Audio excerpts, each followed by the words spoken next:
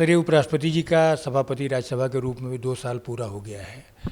आपने उपसभापति के रूप में भी पिछला 1 साल काम उनके साथ किया है और एक सांसद के तौर पर भी उनको बहुत नज़दीक से देखा। आपको सभा संचालन से लेके पूरी जो प्रक्रियाएं हैं, स्टैंडिंग कमेटी में भी आपने बहुत सारी चीज़ों को देखा। किस तरह के बदलाव आपने सर देखे? दरअसल राज्यसभा के चेयरमैन और हमारे मौजूदा देश के उपराष्ट्रपति माननीय वेंकैया नायडू जी अद्भुत व्यक्ति हैं और मुझे लगता है कि उनके बारे में मैं कुछ विशेषण में कहूँ उसके पहले कुछ मैं तथ्य आपको आंकड़े बताना चाहूँगा। और आंकड़े आप जानते हैं जीवन के सच होते हैं, वो चीज़ों को तथ्यगत बताते हैं। जैसे सत्रावसान के पहले जो कार्य रिपोर्ट आई उसमें आपने देखा कि यह बजट सत्र पिछले 17 वर्षों में सबसे सक्सेसफुल, और सिर्फ 17 वर्षों में नहीं, 41 वर्षों में 5वां बेस्ट सक्सेसफुल, और साथ ही पिछले 55 सेशंस में बेस्ट। दूसरी चीज 32 बिल इसमें पास हुए अरविंद जी। तीसरी चीज कैसे कैसे बिल पास हुए।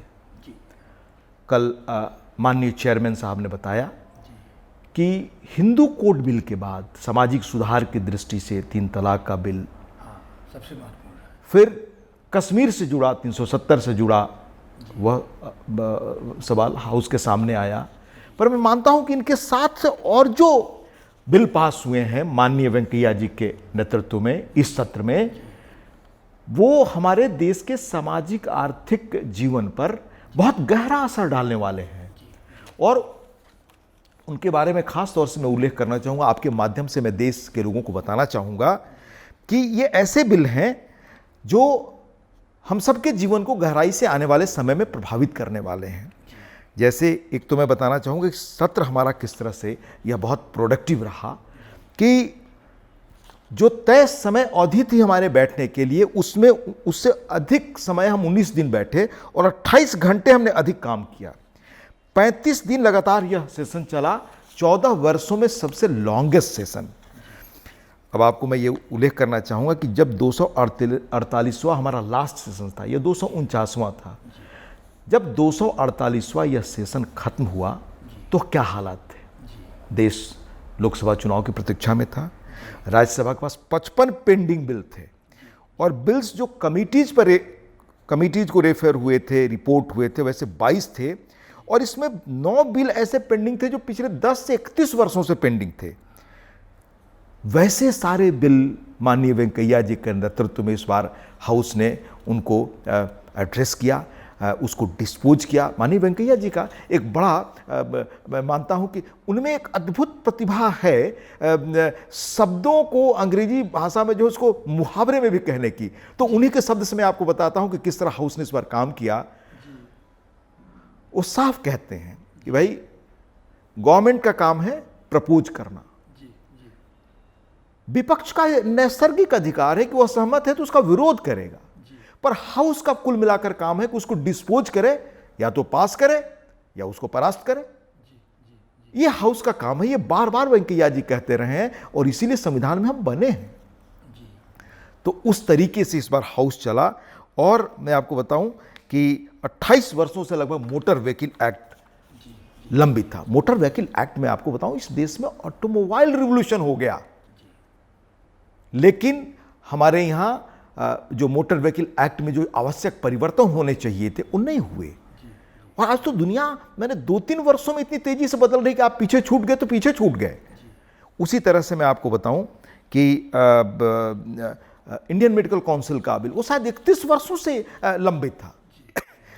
अब ये मोटर व्हीकल एक्ट का समझिए असर क्या है। हर साल लाखों दुर्घटनाएं सड़क पर हो रही हैं। उन दुर्घटनाओं में हर घंटे हमारे नौजवान और लोग मर रहे हैं। उनको एड्रेस करने का बिल, इतना महत्वपूर्ण बिल, ये सब कोई 28 वर्ष से, कोई 30 वर्ष से इंडियन मेडिकल एसोसिएशन IMA से जुड़ा जो बिल था वो सब लंबे समय से पेंडिंग थे। और ये बड़े मतलब ढांचागत सुधार मैं मानता हूँ कि करने वाले बिल है। उसी तरह से एक बिल मैं आपको बताऊं जो 3 दिनों पहले पास हुआ, वो है कंज्यूमर प्रोटेक्शन एक्ट। आप जानते हैं कि शायद 84 से था, जैसे माननीय मंत्री जी ने कहा पार्लियामेंट में ये था। अब देश में मिलावट की घटनाएं इतनी बढ़ गई अरविंद जी, लगातार अखबारों में खबर आती है, हमारे सारे सांसद चिंतित रहते हैं, irrespective of party affiliation, irrespective of कि देश के किसी क्षेत्र से आते हैं, सबकी आवाज़ ये रहती है कि भाई मिलावट करने वालों को, जहर खिलाने वालों को, जिससे रोग फैल रहा है, कैंसर हो रहा है, गंभीर बीमारियां हो रही हैं, उन पर सख्त से सख्त कार्रवाई हो। लेकिन उसका बिल हम पास नहीं कर सके थे। तो ऐसे महत्वपूर्ण बिल भी इस बार पास हुए हैं। तो आप जानते हैं कि वेंकैया जी का जो कुशल नेतृत्व है उसका प्रमाण है ये कि किस तरह से उन्होंने हाउस को चला। उनकी खूबियां मैं 2-3 आपको बताना चाहूँगा, जो मैं एक सांसद के तौर पे, और वो जब इंफॉर्मेशन और ब्रॉडकास्टिंग मिनिस्टर थे तो मैं कंसल्टेटिव कमेटी में था।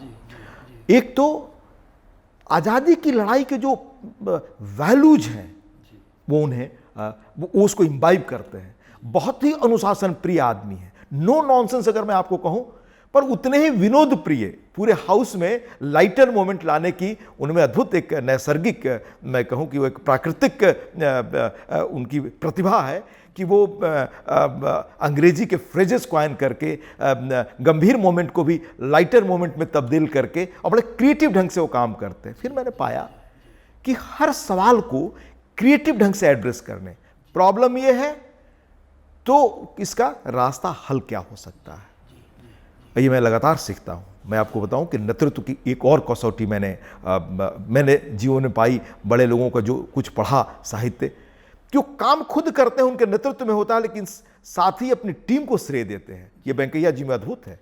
ये सारा काम जो मैंने उल्लेख किया, जब वो राज्यसभा के सभापति बने तो उस वक्त हाउस किस रूप में जाना जाता था। कल आपने देखा कि जो रिपोर्ट आई उसमें कि ये टर्न अराउंड स्टोरी हुई, ये डिसरप्टिव पास्ट से न्यू नॉर्मल पास्ट पर राज्यसभा आई। तो ये सारा टर्न अराउंड का श्रेय अगर किसी एक व्यक्ति को है तो हमारे माननीय वेंकैया जी हैं। और अपने साथ के लोगों को भी वो किस तरह से प्रोत्साहित करते हैं, श्रेय देते हैं। ये बड़े नेतृत्व की कसौटी, हमारी आज़ादी की लड़ाई के नेताओं के गुण देखिए। तो मैं मानता हूँ कि वह अनुशासन, वह मूल्य, वह सारी चीज़ें वेंकैया जी में अद्भुत ढंग से मौजूद है। मैं तो बिल्कुल नया आदमी अरविंद जी, और मैं 1 साल से यहाँ हूँ।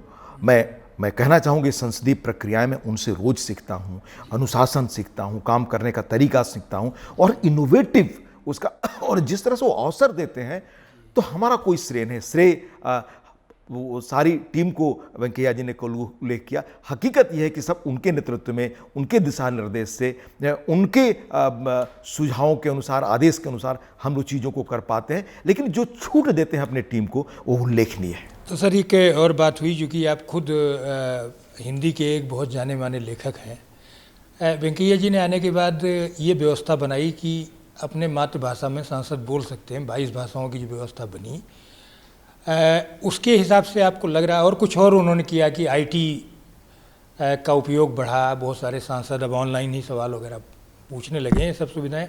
इसका कुछ असर आपको दिखा सर? लगातार वेंकैया जी को मैंने मंत्री के रूप में भी देखा है, उनके भाषण भी मैं पढ़ता रहा हूँ। अगर मैं राजनीति में नहीं था तो कह सकता हूँ कि एक सजग पत्रकार था। और वेंकैया जी के लेख और भाषण मुझे अब, क्योंकि उनमें वो अतीत से लेकर और भविष्य की प्रेरणा देने वाली चीज़ें होती थी, तो मैं पढ़ता था। तो वेंकैया जी ने 22 भाषाओं में राज्यसभा में बहस हो, और ये सही बात है कि देश के जिन भाषाओं की पृष्ठभूमि से लोग आते हैं, वो अपनी मातृभाषा में बोलकर बहुत संतोष पाते हैं और अपने को बेहतर तरीके से एक्सप्रेस कर पाते हैं। ये फिर बताने की ज़रूरत नहीं कि ये माना गया है, लिंग्विस्टिक्स मानते हैं कि व्यक्ति की प्रतिभा का मौलिक विकास उसकी अपनी मातृभाषा में होता है, बाकी भाषाएं मदद करती हैं। तो वो वेंकैया जी ने अवसर दिया राज्यसभा में, सबको दिया। और आने के बाद कई भाषाओं को जोड़ा है, सबको बोलने का अवसर दिया, उसका गहरा इम्पैक्ट है। एक वेंकैया जी में और खासियत मैं आपको बताऊं कि वह देश की विविधता को समझते हैं, और देश की विविधता कैसे मजबूत हो, कैसे इमोशनल इंटीग्रेशन हो देश का, ये अद्भुत ढंग से वह प्रयास करते हैं। और मैं मानता हूं कि राज्यसभा के कामकाज से उन्होंने इन चीज़ों को जो अवसर दिया है, उससे ये देश का एक मतलब भावनात्मक एकीकरण के दृष्टि से भी उनकी 2 वर्षों की भूमिका मैं मानता हूँ बड़ी उल्लेखनीय है और आने वाला इतिहास इसको जज करे। तो सर ये आखिरी ये है कि जो ये सत्र रहा, जो 249वां सत्र, क्योंकि हम 250वां जो सत्र होगा वो अपने आप में एक ऐतिहासिक सत्र के रूप में सामने खड़ा है। तो ये जो मतलब जिसको जब उन्होंने शुरू किया, हमने देखा कि बहुत चुनौतीपूर्ण स्थितियाँ थी। हाउस का पूरा अगर आप उठा के रिकॉर्ड देखेंगे तो ये पता चलेगा उन्होंने जो लास्ट टाइम जो जनता के नाम रिपोर्ट जारी की उसमें बहुत सारा दुख उन्होंने व्यक्त किया।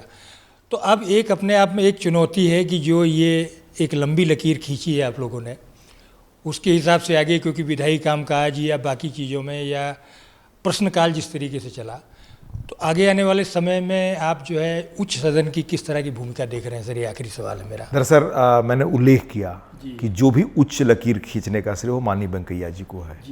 जब वह उपसभापति बने, सभापति बने, तब हाउस में मैं सदस्य के रूप में था। उससे पहले आया था 2 वर्ष जब वो मंत्री थे।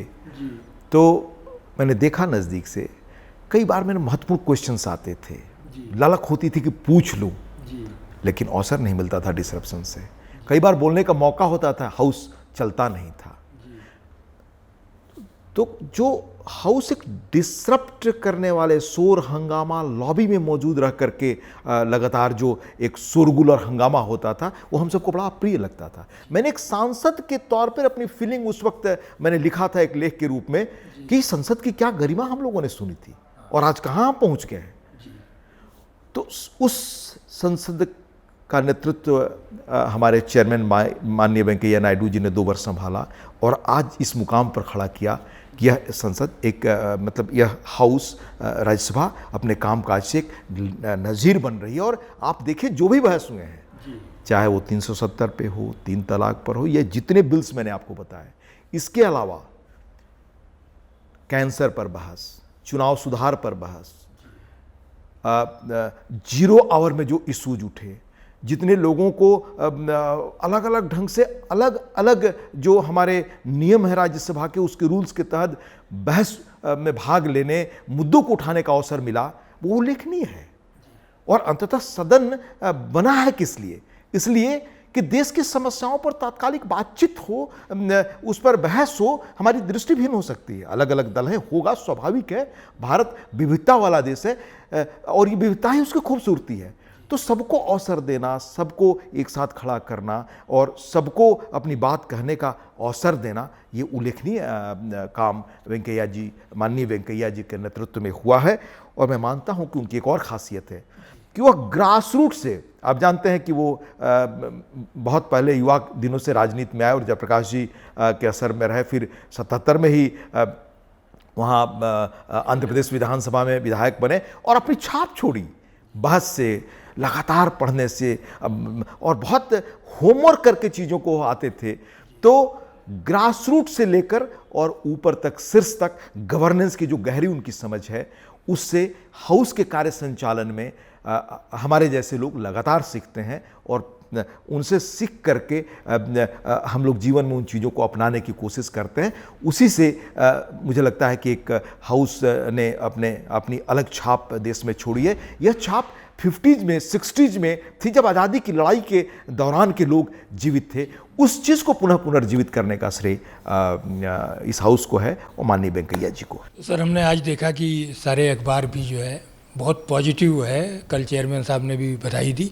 सर राज्यसभा टीवी से बात करने के लिए बहुत धन्यवाद आपका। धन्यवाद। आपके माध्यम से राज्यसभा टीवी के सभी काम करने वाले और सभी दर्शकों को बहुत बहुत धन्यवाद।